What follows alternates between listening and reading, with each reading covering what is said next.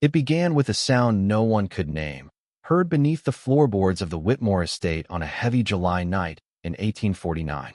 The servants claimed it came from deep within the ground, from the foundation itself, where the earth had begun to tremble as if remembering something buried long ago. By dawn, the lady of the house, Eleanor Whitmore, was seen cleaning the parlor alone. Her bare feet left streaks across the polished floor, her gowns hemmed dark with something that was not wine.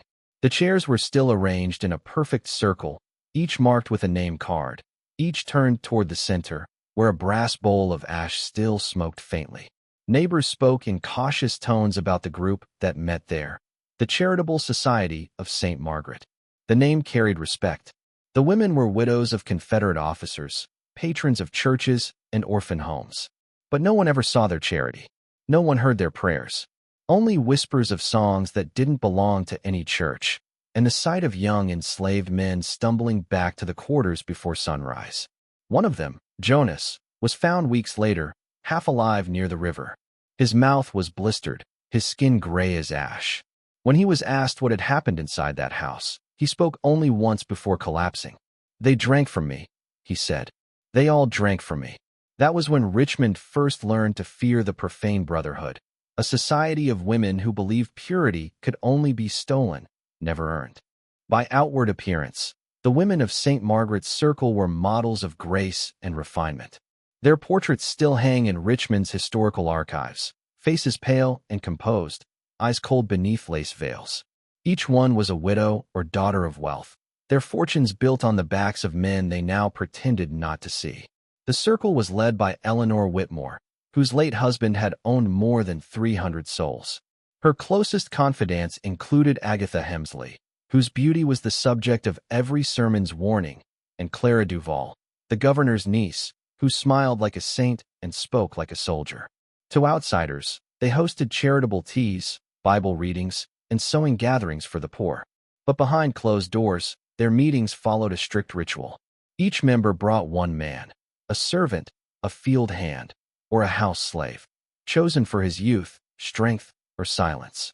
These men were never seen again in daylight. What began as whispered acts of cruelty evolved into something the women called the exchange. They believed the suffering of the enslaved could cleanse their own corruption, that through the body of another they could be reborn. Eleanor recorded everything in a small red ledger, bound in calfskin. Inside were names, dates, and strange symbols resembling church crosses turned upside down. She called it a record of grace. The city would not discover that book for another 70 years, hidden behind a false wall in the very parlor where it all began. The ledger was small enough to fit in a hand, yet it carried the weight of generations.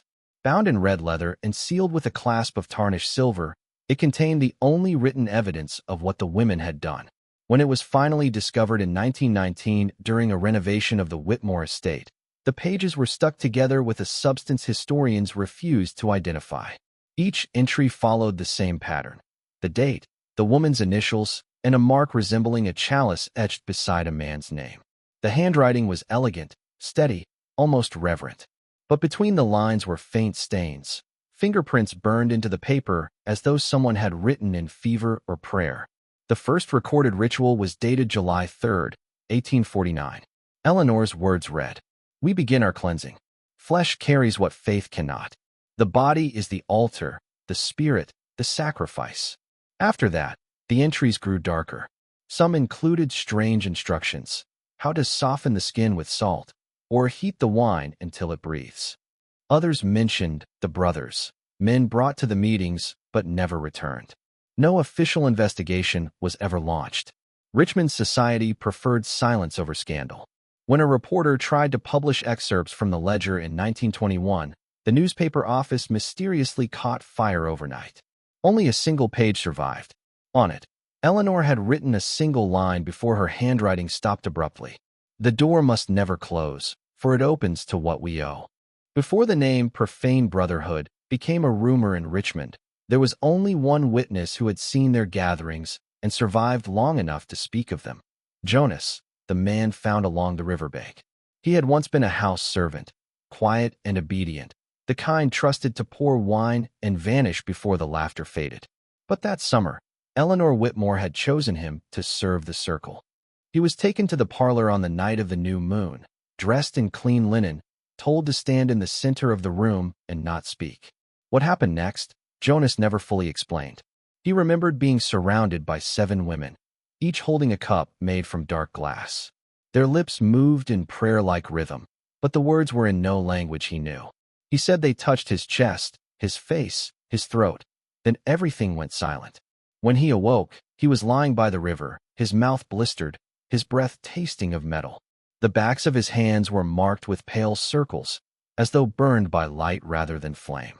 He wandered for 2 days before someone found him, his body trembling uncontrollably.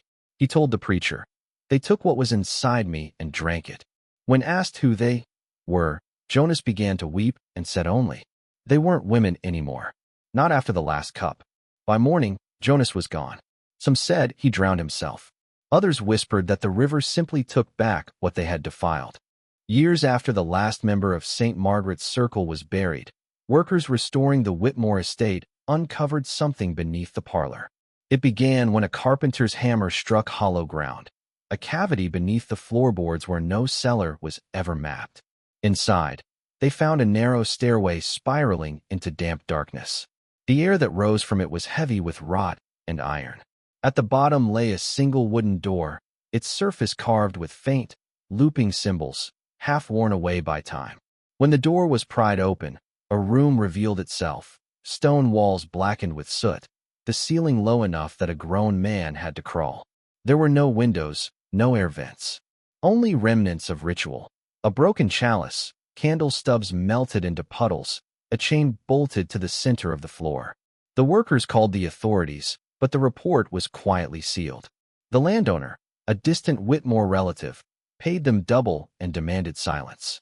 Years later, an archivist cataloging the estate's artifacts would write that the chamber was not a cellar at all. It was a place of unburied confessions. She noted that the soot on the walls contained traces of human ash, mixed with something that could not be identified. In the far corner of the room, a name had been scratched into the stone, Jonas. Below it, another word followed, written shakily, as if in pain. Brotherhood. That discovery was never released to the public. The archivist resigned the following week and left Richmond. She was never seen again. The philosophy behind the Profane Brotherhood was never officially recorded in sermons or scripture, yet its principles were whispered among Richmond's upper class long after the circle vanished. They called it the doctrine of exchange, a belief that sin could be transferred, not forgiven. The women of St. Margaret's Circle believed that their bloodlines were cursed. Centuries of cruelty had blackened their souls, and no confession could cleanse what had been done in their name. So they devised a ritual theology of their own, an inversion of Christian grace. The suffering of another could lighten their own burden. Purity could be stolen. Salvation could be consumed. Eleanor Whitmore was said to be its author. In her private notes, recovered from a locked chest in 1873, she wrote, "We are vessels of corruption made clean only through what we take. The Lord's wine is symbolic. Ours is real." The doctrine spread quietly among a few select households, hidden behind the language of charity and moral reform. They held gatherings disguised as temperance meetings, using psalms as code for ritual acts. One hymn in particular, "Blessed Are the Takers," appeared in several surviving letters, its lyrics describing the pouring of sin into another's body. Over time, their doctrine evolved beyond spiritual cleansing. It became indulgence, a hunger passed down from mother to daughter. By the late 1850s, whispers claimed that even the city's preachers accepted their invitations. None ever spoke of what they saw inside, but every one of them, in time, resigned his post or disappeared. By the winter of 1850, Richmond's charitable records began to show unusual donations from St. Margaret's Circle, sums far larger than any congregation could match. Their cause was listed simply as support for displaced orphans. No one questioned their generosity. In a city divided by wealth and race, piety was its own protection. The women began hosting gatherings they called Feasts of Mercy. Invitations went to local clergy, widows, and members of the press, carefully chosen witnesses to prove their benevolence. But the true feasts happened after midnight, when the guests had gone home and the lamps were dimmed. From the orphanage on Clay Street, a carriage would arrive carrying 1 or 2 boys, no older than 12. They were told they'd been chosen for adoption by a benevolent mother. Instead, they were led into the Whitmore parlor, where the women waited in silence. According to fragments from a nun's confession decades later, the boys were given milk mixed with wine and told to pray. The women then recited verses from Psalms, substituting the word soul for flesh. The ritual always ended the same way. The lights extinguished, the air filled with the scent of burnt wax and salt. By dawn, the carriages returned to the orphanage empty. The matron was paid to forget, and she did. In 1861, when the orphanage burned to the ground, the bodies found in the basement were not all children. Among them were 2 women in lace and pearls, their mouths sealed shut with black wax. Their rings bore the same engraving: SMC, Exchange Eternal. The first real account of what happened inside the Whitmore estate came not from a priest or a historian, but from a housemaid named Ruth N., whose small leather journal was found decades later in the attic of a demolished boarding house on Broad Street. Ruth N. was 16 when she was sold into service under Eleanor Whitmore. Her handwriting was steady, deliberate, as if she knew her words might one day serve as evidence. She wrote not for confession, but survival. Her earliest entries were simple, notes about chores, guests, and gossip. But as months passed, her tone changed. One entry read, "Mistress said tonight the ladies will gather. They bring with them the boys and the men again. I am to clean the floor after." A later entry, written in trembling script, recorded something else entirely. "They took Jonas back into the parlor. I heard the hymn again, the one with no name. The floor moved when they sang. The wine spilled but did not fall. It crawled to them."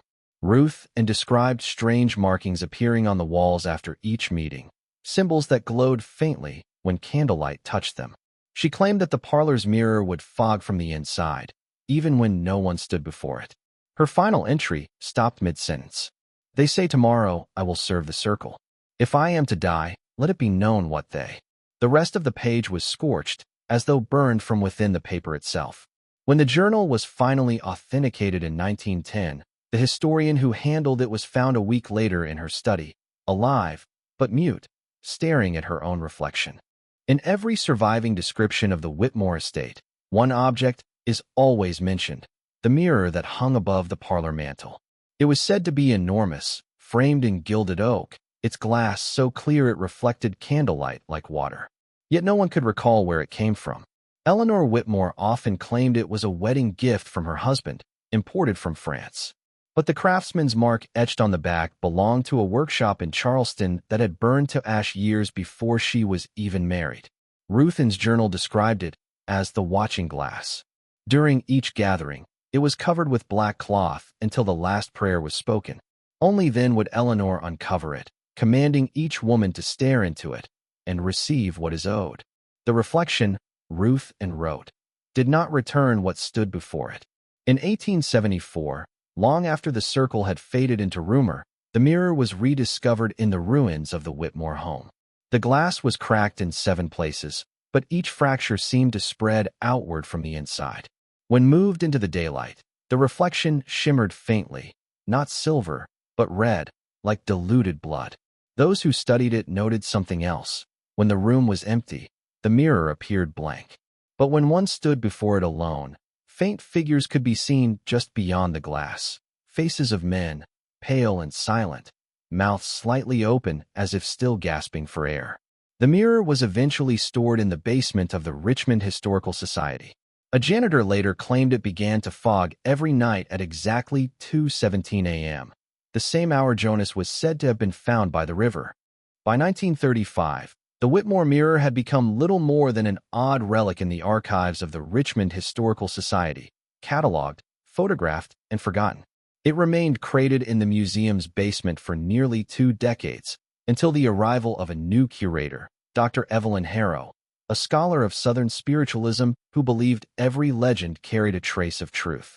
In March of that year, Harrow ordered the mirror unboxed for display in a new exhibit titled The Hidden Faith of Antebellum Virginia. Workers who lifted the tarp swore they heard a faint humming, like air drawn between teeth. The glass was darker than before, its surface rippling faintly, as if something beneath it were breathing. During the exhibit's opening week, 3 visitors reported feeling dizzy while standing near the mirror. One claimed that her reflection smiled even when she did not. Harrow dismissed it as superstition, though she later admitted in a letter that her own image lingered for half a heartbeat longer than it should have. The mirror was removed after a week when a night guard was found unconscious on the floor, his fingertips smeared with blood. On the wall behind him, written backward as if from inside the glass, were the words, "The door is open again." The mirror was quietly returned to storage. Harrow resigned a month later, leaving a single note in her office drawer. "The women are not dead. They are looking for what they lost." No one ever displayed the mirror again. Yet, even sealed in its crate, staff continued to hear faint tapping from within, as though someone inside were still waiting to be seen. In the early 1940s, Richmond was a city trying to forget its ghosts. The war overseas gave people new horrors to focus on, but among the city's elite, whispers returned, this time under a different name, the Rebirth Society. Officially, it was presented as a women's organization devoted to preserving Southern virtue through charitable acts and historical preservation. But the membership list read like an echo from the past. Descendants of the Whitmores, the Hemsleys, the Duvals, all families once tied to St. Margaret's Circle. They met quarterly, always on the new moon, always behind closed doors. Minutes from one early meeting survived through an anonymous leak to a local paper. The notes appeared mundane at first, discussions of donations, lectures, and exhibitions. Yet between the lines, symbols appeared. Next to one agenda item, wine for communion, a single phrase was scribbled in the margin. Exchange confirmed. Line unbroken. The society's gatherings grew more secretive. Deliveries of wine, linen, and unmarked crates were made to private homes under assumed names. One of the maids employed by a member's household later claimed that she had seen women kneeling in a circle, whispering names from an old book. When she mentioned it to her employer, she was dismissed that same night and vanished before morning. Authorities investigated once, briefly, after a reporter disappeared while researching the society's origins. But the file ended abruptly with a handwritten note. No further inquiry necessary. Matter resolved internally. After that, the Rebirth Society disappeared from records completely. But neighbors still swore that on certain nights, candlelight could be seen flickering behind curtained windows, and voices humming an old, unfamiliar hymn. In 1948, a genealogist named Thomas Avery began tracing the lineage of Richmond's oldest families for a university project.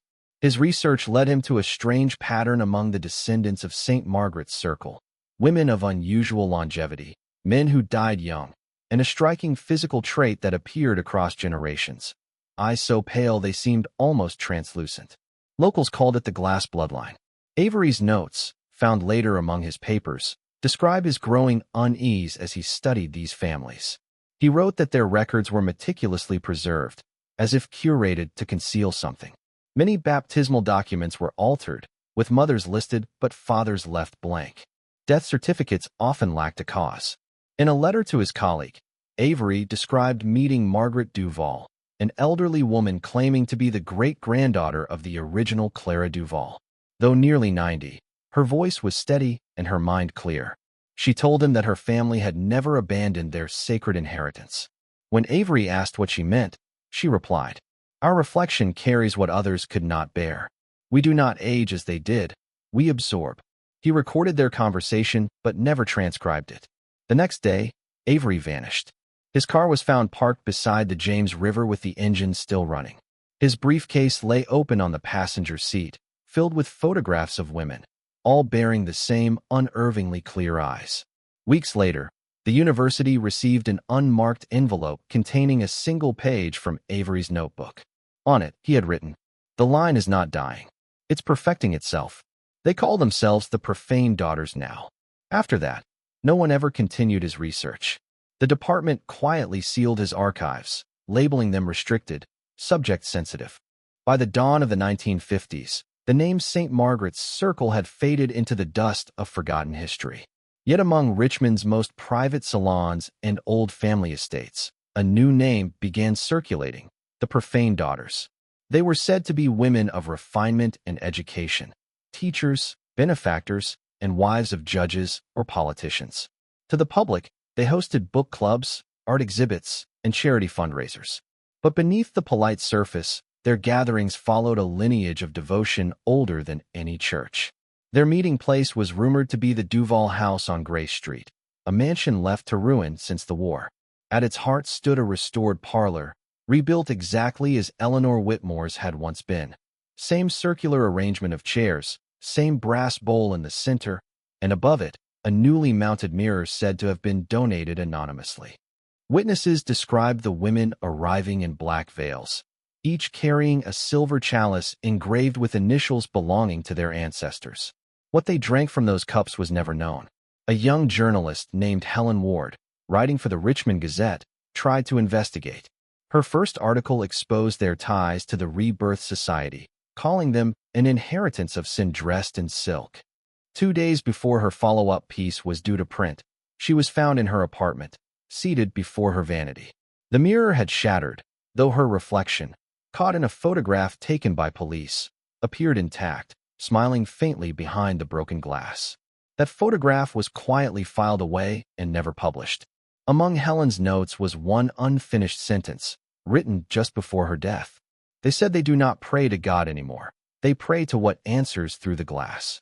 What began as ritual devotion soon became obsession. Members of the Profane Daughters claimed that the mirror was no longer a mere object. It was a threshold. They believed the reflections it offered were not illusions, but responses from something that dwelled beyond, a consciousness that remembered every act of the original circle and demanded continuation. The housemaid who worked at the Duval mansion in 1952 later testified that, during each meeting, the women would sit in complete silence before the mirror for hours. She said the glass would begin to ripple, like water stirred by breath, and faint whispers would rise, not from the women, but from their reflections. According to her account, one woman, Catherine Bird, was chosen as vessel. She stood before the mirror while the others chanted verses from Eleanor Whitmore's red ledger. Her reflection, the maid swore, began to move independently, tilting its head, opening its mouth, and finally stepping forward until it filled the entire glass.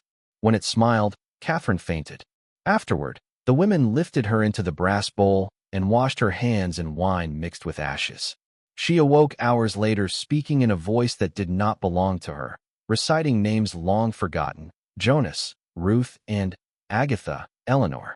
When the maid tried to flee, she found every door locked. The next morning, police found her wandering in the street, eyes glazed, clutching a shard of broken glass that still reflected moving shapes. She repeated only one sentence before being taken away. They opened it. The glass is breathing now. The mirror has never been recovered. In 1963, a small collection of handwritten letters was discovered inside an antique Bible donated to a Richmond church archive. The pages were folded so tightly they had left imprints in the scripture itself, pressing words from Revelation into the parchment like a haunting echo. The letters were unsigned, but their handwriting matched that of Catherine Bird, the last known member of the Profane Daughters. The first letter began simply, "To whoever finds this, know that we were never witches. We only sought to keep the promise made before the blood turned to silence." She described how the rituals of the Profane Daughters had spiraled beyond their control. The mirror, she claimed, had begun to show things none of them understood, entire rooms that no longer existed, faces of the dead behind their own. She wrote that they had tried to bury the glass in the churchyard under St. Paul's, but the next morning, it was back above the mantel, spotless, waiting. Another letter, more frantic, recounted a night when the reflection refused to mimic her movements. Instead, it reached outward, its hand pressing against the glass until the surface cracked. She wrote, "The reflection moves now without me. I believe it is her, Eleanor, the first of us." She said the door would never close. The final note ended with trembling script. "If the mirror finds you, cover it. Do not look again. It carries hunger, not memory. We were not reborn, we were replaced." The letters were quietly sealed in the church vault and never publicly cataloged. That Bible remains there to this day, its pages slightly warped, as if something inside still breathes. The fire that consumed St. Paul's Church in the summer of 1967 was officially ruled an accident: faulty wiring beneath the altar, the report said. But those who saw the flames that night swore it did not burn like any ordinary fire. Witnesses described the blaze as white and whispering. Its light too steady, its heat oddly still. The first flames were seen just after midnight, beginning in the vestry where the Bible containing Catherine Bird's letters had been stored. By the time firefighters arrived, the steeple had already collapsed, and the stained glass windows glowed from within as if lit by sunrise. One firefighter, Henry Lowell, later claimed that when he entered the nave, every mirror in the building, decorative, ceremonial, even the polished chalices, reflected the same image: a woman standing barefoot in a circle of smoke, her eyes bright as mercury. When the fire was finally contained, nearly nothing survived except a few scorched hymnals and the church bell, found lying in the street. Yet amid the ashes, investigators uncovered one object untouched by flame: a fragment of mirror, triangular and sharp, still warm to the touch. Its surface shimmered faintly, reflecting not the ruined church, but the faint outline of a parlor, clean and whole, with 7 empty chairs. The fragment was taken into evidence, then misplaced within days. The official record lists it as lost in transit. A week later, Henry Lowell, the firefighter who had seen the reflection, was found in his home, every mirror in the house shattered, every window covered in black cloth. On the wall above his bed, written in soot, were 3 words: "They walk again."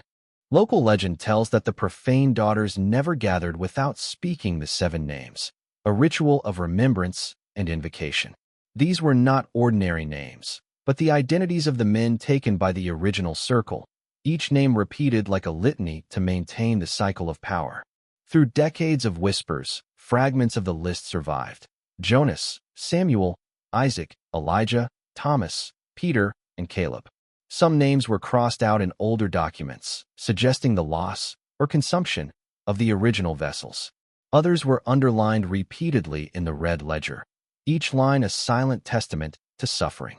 A former archivist, Margaret Hill, noted in a private letter that she had seen the names appear on walls in ash after late night cleaning at the Duval estate. She described them as glowing faintly, like faint embers resisting extinction.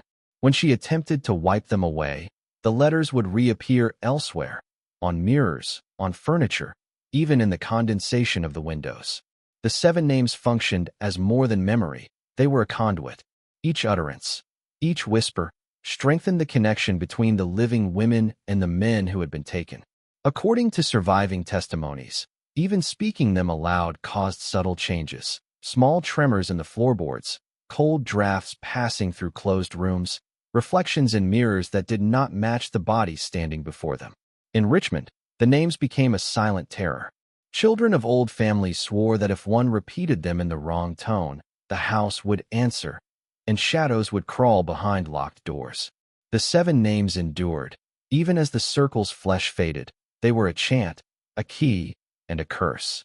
In 1972, an elderly woman known only as Mrs. Agatha H., claiming to be a last living relative of the original Whitmore line, contacted a local historian.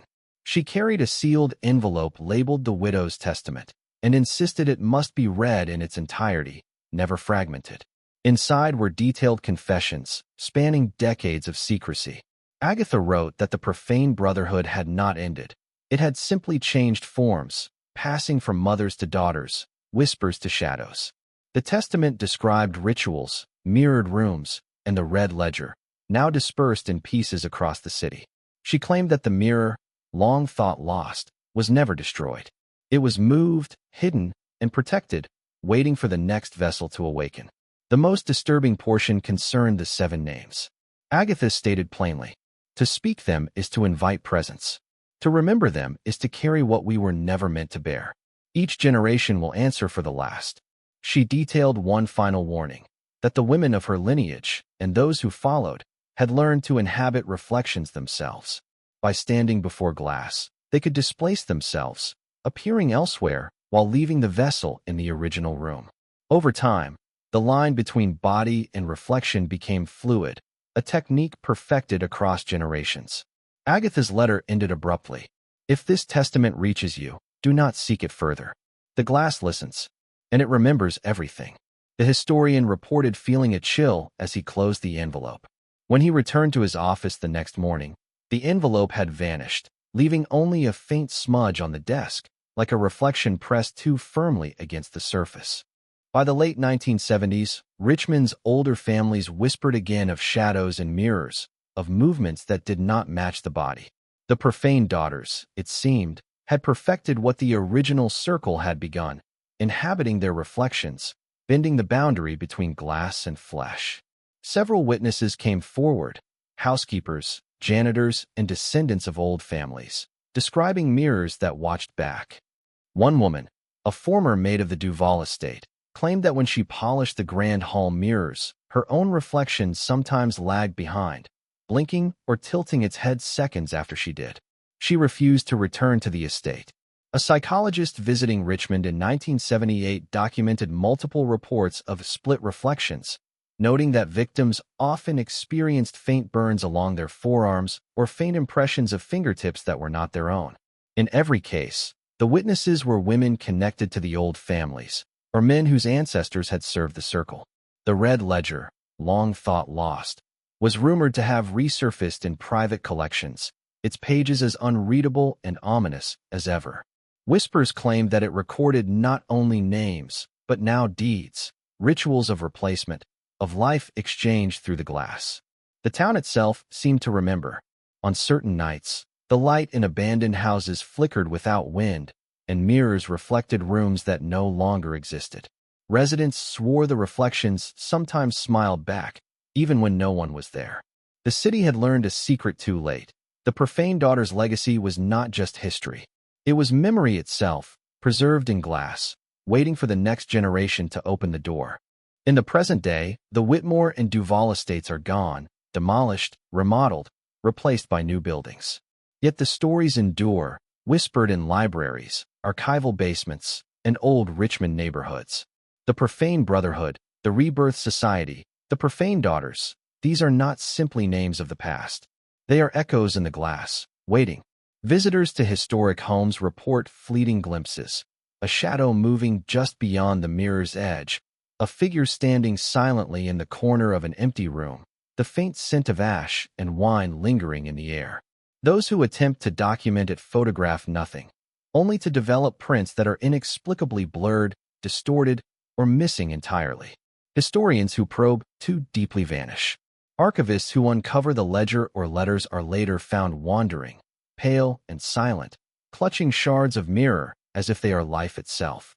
Even those who swear they saw nothing report dreams of circular parlor chairs, brass bowls, and 7 names whispered just beyond comprehension. The city has learned to avoid asking questions. Children of the old families are taught to never look into certain mirrors. The rule is simple: do not stand alone before glass. Do not speak the names. Do not open the door. Yet the door remains open. It has always been open. The reflections wait. They remember. They remember everything. And in Richmond, some nights, when the moon is new and the air heavy, you can almost hear it. An invitation, quiet and insistent. Step closer. We have been waiting.